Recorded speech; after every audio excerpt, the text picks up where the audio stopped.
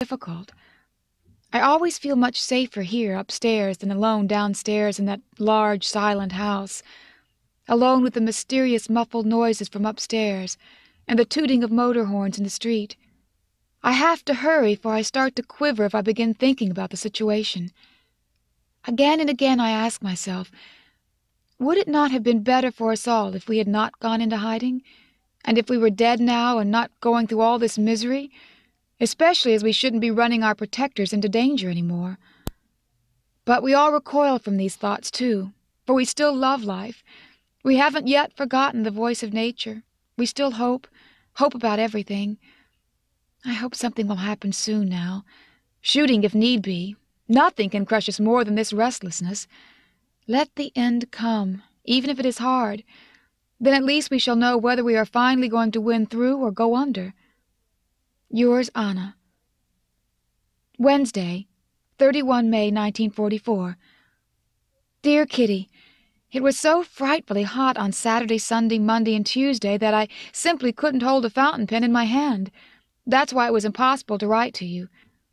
The drains went shut again on Friday, were mended again on Saturday. Mr. Coupuis came to see us in the afternoon and told us masses about Corrie and her being in the same hockey club with Yopi. On Sunday, Ellie came to make sure no one had broken in and stayed for breakfast. On Whit Monday, Mr. Von Santen acted as the hideout watchman, and finally, on Tuesday, the windows could be opened again at last.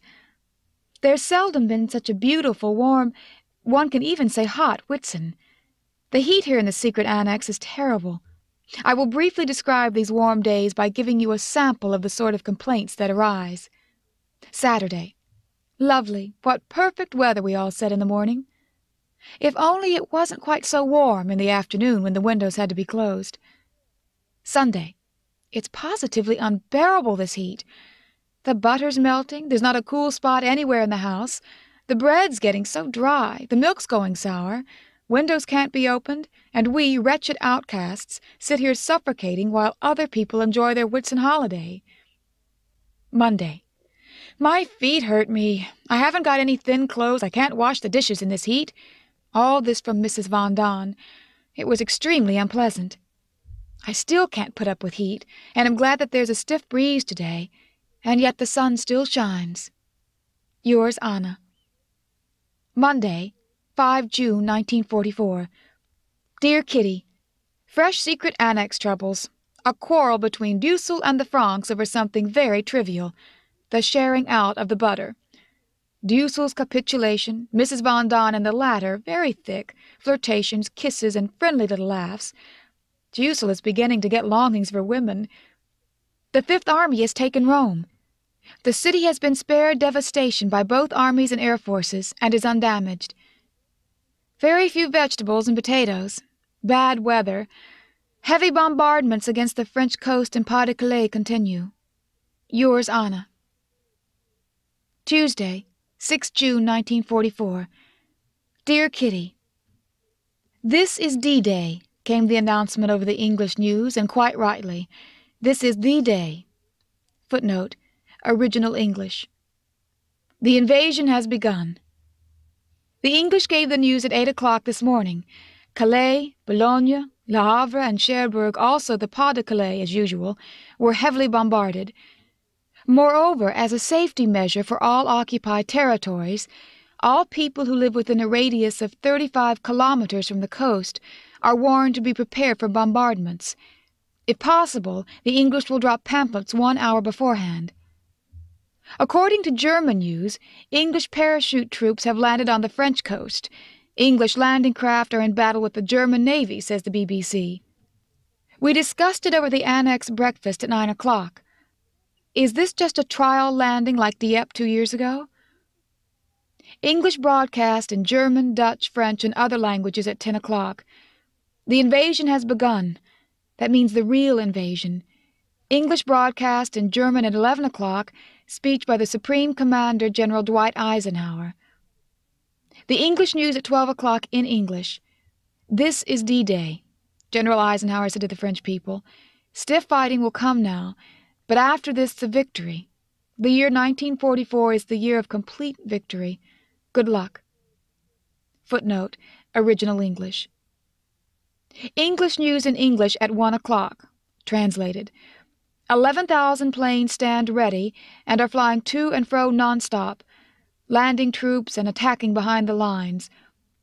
4,000 landing boats plus small craft are landing troops and material between Cherbourg and Le Havre incessantly. English and American troops are already engaged in hard fighting.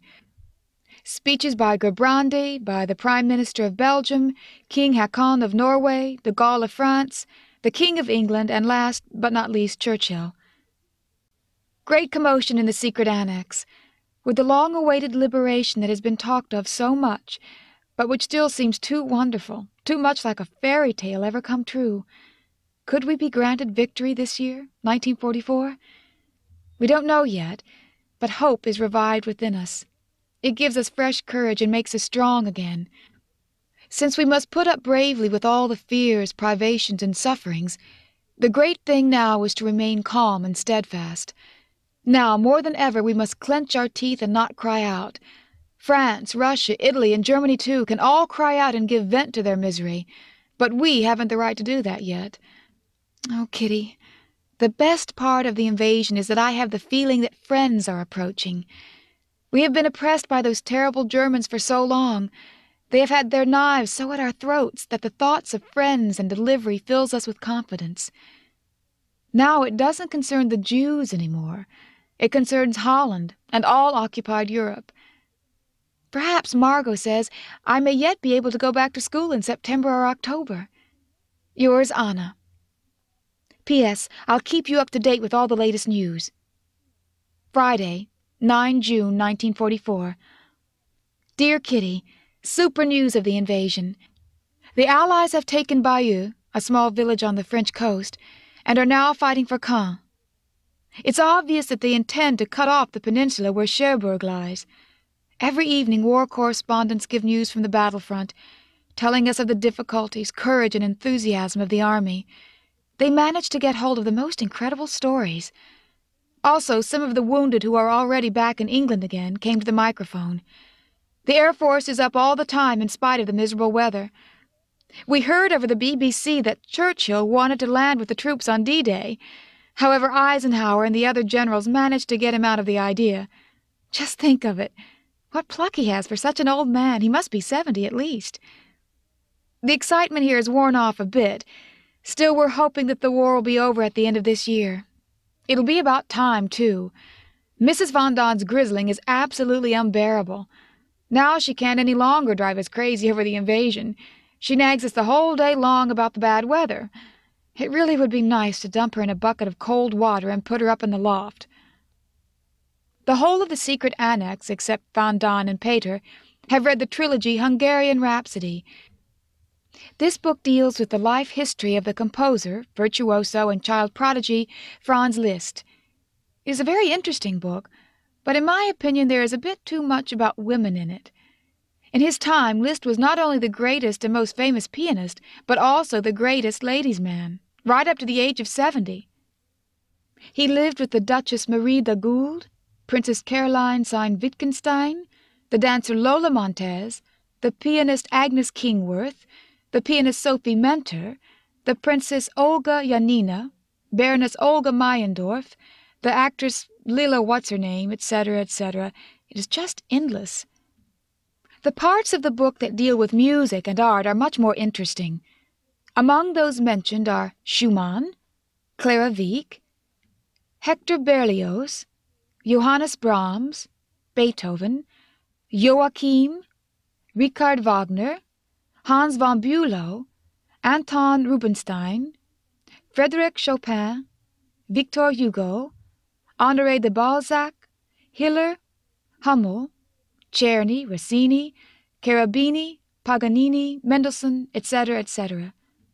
Liszt was personally a fine man, very generous, and modest about himself, though exceptionally vain.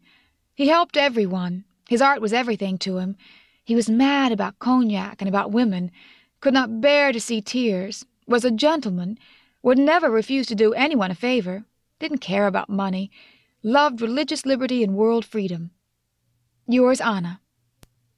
Tuesday, 13 June 1944. Dear Kitty, another birthday has gone by, so now I'm 15. I received quite a lot of presents. All 5 parts of Sprenger's History of Art, a set of underwear, a handkerchief, 2 bottles of yogurt, a pot of jam, a spiced gingerbread cake, and a book on botany from Mummy and Daddy, a double bracelet from Margot, a book from the Von Dons, sweet peas from Dussel, sweets and exercise books from Miep and Ellie, and the high spot of all, the book Maria Theresa, and 3 slices of full cream cheese from Crawler. A lovely bunch of peonies from Pater. The poor boy took a lot of trouble to try and find something, but didn't have any luck. There's still excellent news of the invasion, in spite of the wretched weather, countless gales, heavy rains, and high seas. Yesterday, Churchill, Smuts, Eisenhower, and Arnold visited French villages which had been conquered and liberated. The torpedo boat that Churchill was in shelled the coast,